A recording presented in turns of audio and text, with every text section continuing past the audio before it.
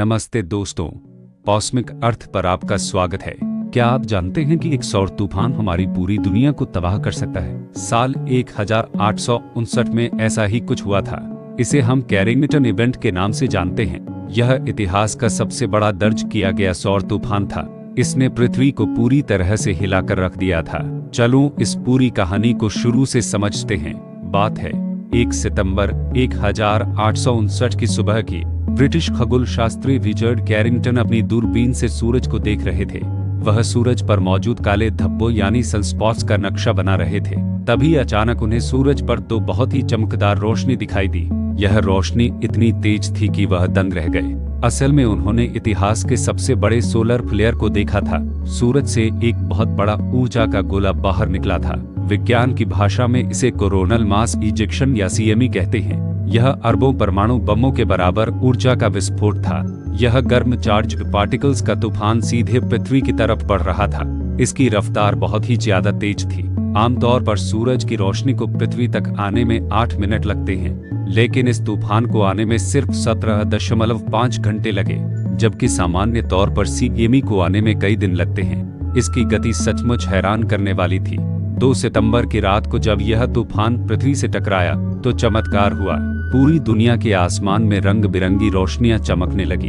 इन्हें हम ऑरोरा या ध्रुवीय ज्योति कहते हैं। आमतौर पर ये सिर्फ उत्तरी और दक्षिणी ध्रुवों पर दिखती हैं, लेकिन उस रात ये रोशनियां भूमध्य रेखा के पास तक दिखाई दी।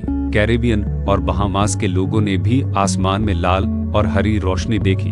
अमेरिका के कुछ हिस्सों में रोशनी इतनी तेज थी कि लोग सुबह समझकर उठ गए। अखबार पढ़ने के लिए किसी कृत्रिम लाइट की जरूरत नहीं थी। सोचो, बिना बिजली के रात में दिन जैसा माहौल बन गया था। लेकिन यह सिर्फ एक सुंदर नजारा नहीं था, इसके पीछे एक बहुत बड़ा खतरा छुपा हुआ था।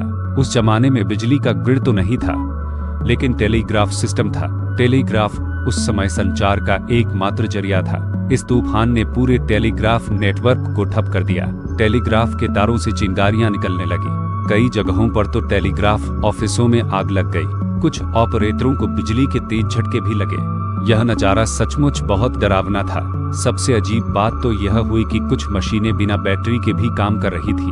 हवा में मौजूद चुंबकीय ऊर्जा ही उन्हें चला रही थी। यह पृथ्वी के चुंबकीय क्षेत्र यानी मैग्नेटोस्फीयर में मची तबाही का असर था। सूरज के तूफान ने पृथ्वी के सुरक्षा कवच को दबा दिया था।